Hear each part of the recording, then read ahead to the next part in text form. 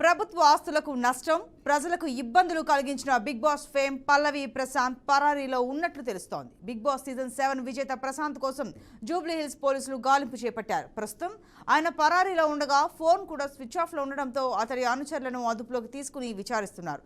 గజ్వే సమీపంలోని కొలుగూరు గ్రామానికి చెందిన పల్లవి ప్రశాంత్ ఆదివారం రాత్రి జరిగిన బిగ్ బాస్ 7 విజేతగా ఎంపిక కాగా అమర్దీప్ రన్నరప్ గా నిలిచారు. ఈ నేపథ్యంలో ఇద్దరి అభిమానులు పెద్ద సంఖ్యలో జూబ్లీ హిల్స్ రోడ్ నెంబర్ 5లోని అన్నపూర్ణ స్టూడియో వద్దకు చేరుకుని నినాదాలు చేయడంతో ఉద్రిక్తత నెలకొంది.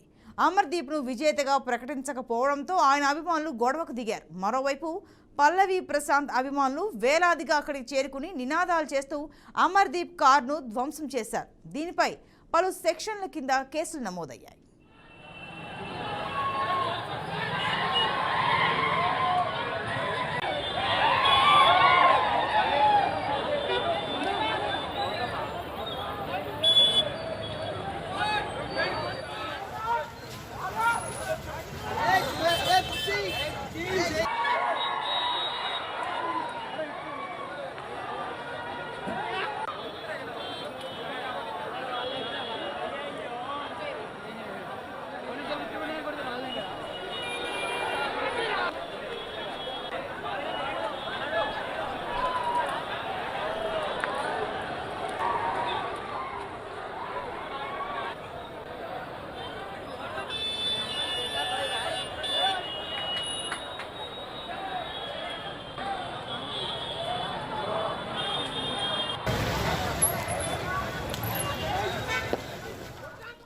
ప్రభుత్వ ఆస్తులకు నష్టం మరియు ప్రజలకు ఇబ్బందులు కలిగించిన బిగ్ బాస్ ఫేమ్ పల్లవి ప్రశాంత్ పరారీలో ఉన్నట్లు తెలుస్తోంది.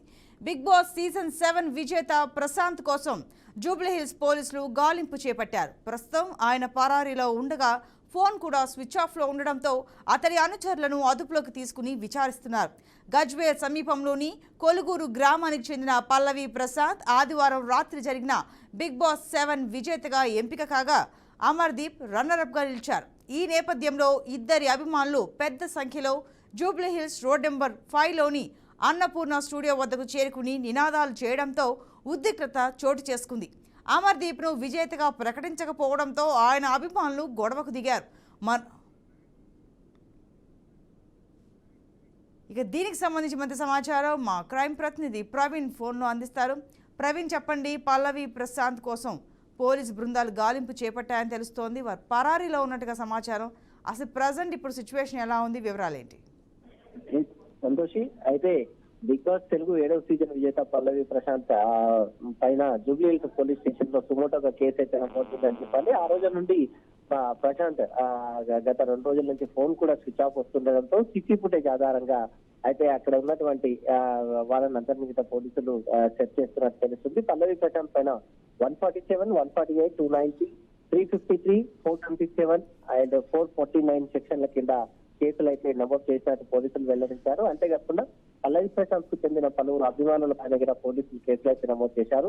సీసీ ఫుటేజ్ లో వీడియోలో వచ్చిన ఆధారాలతో నిందితులని ఒక్కొక్కరిగా గుర్తిస్తున్నారు. ఇప్పటికే నిందితులను గుర్తించారు, వారిపైన కేసులు కూడా నమోదు చేశారని తెలుస్తుంది. మొత్తం టోటల్ గా 4 పైన కేసులు నమోదు చేశారు. ప్రశాంత్ A1 గా చేస్తూ ప్రశాంత్ తమ్ముడు అయినటువంటి ప్రశాంత్ తమ్ముడిని A2 గా చేస్తూ వాళ్ళ డ్రైవర్ అండ్ ప్రశాంత్ స్నేహితులకి సంబంధించి మొత్తం 4 పైన కేసులు అయితే చేశారని తెలుస్తుంది.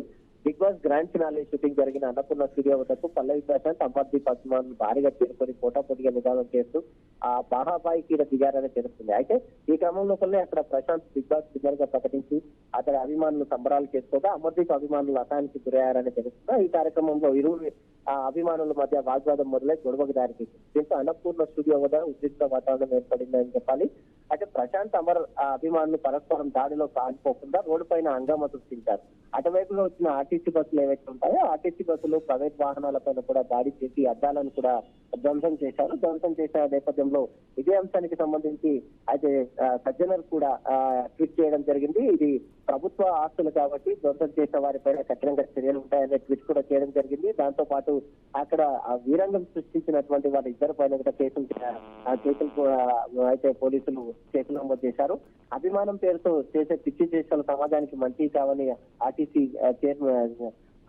చైర్మన్ సజ్జనర్ కూడా అన్నారు. ఆర్టీసీ బస్సుల పైన దాడి చేయడం అంటే సమాజం పైన దాడి చేసినట్లు అవుతుందని ఇలాంటి సంఘటనలు ఆర్టీసీ యాజమాన్యం ఉపేక్షించదని కూడా చెప్పినటువంటి క్షణం లోపల పల్లవి ప్రశాంత్ పైన అయితే కేసు నమోదైంది. 3 బృందాలుగా పల్లవి ప్రశాంత్ అయితే గాలింపు చర్యలు చేపడుతున్నారు. పల్లవి ప్రశాంత్ పైన పలు సెక్షన్లకు ఇప్పటికే నమోదు చేశారు, కేసులు నమోదు చేశారని తెలుస్తుంది. అయితే అదేవిధంగా ఆ పల్లవి ప్రశాంత్ అడ్వకేట్ ఎవరైతే ఉంటారో లాయర్ మరి కాసేపట్లో ఇప్పుడు జూబ్లీహిల్స్ పోలీస్ స్టేషన్ వెళ్ళడం జరుగుతుంది. అయితే ప్రశాంత్ సంబంధించినటువంటి అన్ని కేసులను కూడా ఆన్లైన్ లో పెట్టాలని కూడా డిమాండ్ చేస్తున్నారు. ఒకవేళ జూబ్లీహిల్స్ పోలీసులు కూడా స్పందించకుంటే ఖచ్చితంగా డీజీపీని కూడా కలుస్తానంటూ పల్లవి ప్రశాంత్ అడ్వకేట్ తెలిపారు. Right Praveen, thank you.